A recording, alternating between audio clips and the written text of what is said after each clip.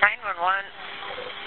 Hi, a friend of ours, we think overdosed, and we need an ambulance at an address in Southeast Portland. Where are you right now?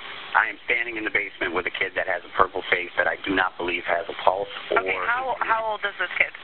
This kid is probably 22. And he's unconscious and not breathing. I don't believe that he is breathing at this point. I am making the assumption that he did heroin last night. Is anyone aware of who this person is or where he came from? I have an ID. Okay, what's his last name? W-H-I-P-P-S. And his first name? His name is Kyle. And what's his date of birth? His date of birth is 09/29/1986.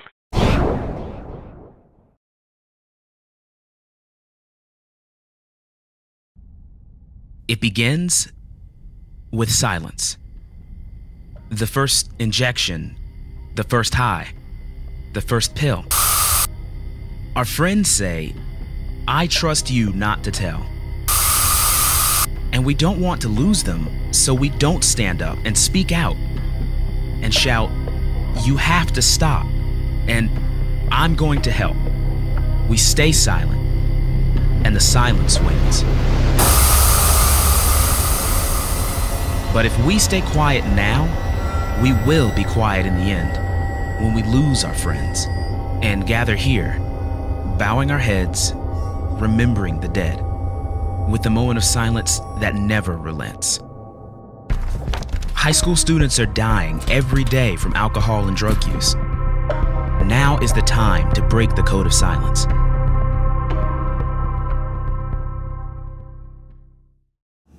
Hello, my name is Penny Whips, and I'm the founder of Just1x, a nonprofit that reaches out to students across the country.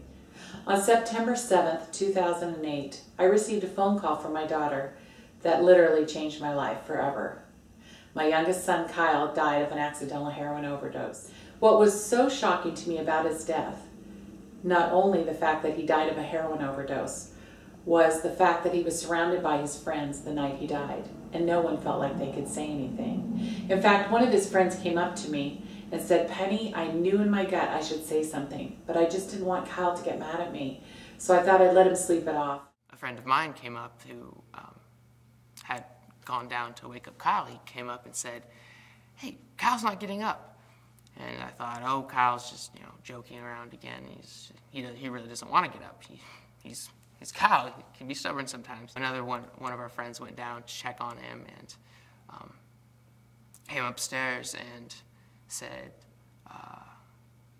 "Kyle's sick. We need to get him help." And he seemed to know what he was talking about. When the paramedics came, I took them downstairs because I knew where Kyle was, and I had not seen Kyle yet. I led them down to where he was. I opened the door, and Kyle was laying there. He looked like he was just sleeping, but he was a little bit blue.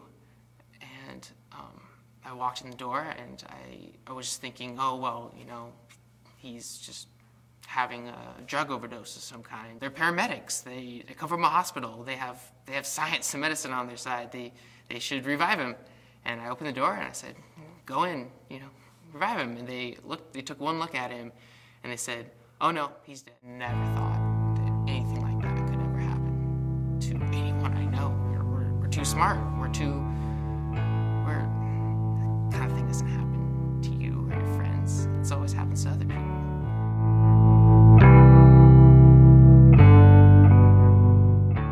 What do you say when your friend's doing something dangerous? All of those boys knew, but they just didn't have the right words. They didn't know what to say to him. But you know what? This is one thing I do know. Not one of those boys, Kyle included, in their wildest dreams, thought that they would wake up and someone would be dead. None of them thought. Kyle assumed he would have a good time, wake up the next morning, and live another day. As I travel across the United States and I talk to students, I'm learning about this code of silence. It's kind of a pact that you guys have. It's friends don't tell. And if you do, you're the very worst kind of narc.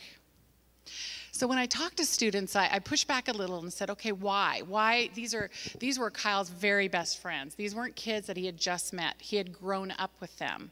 So they all trusted each other. They talked about their hopes and dreams and things they wanted to do with their life. So why weren't they feeling like they could say something?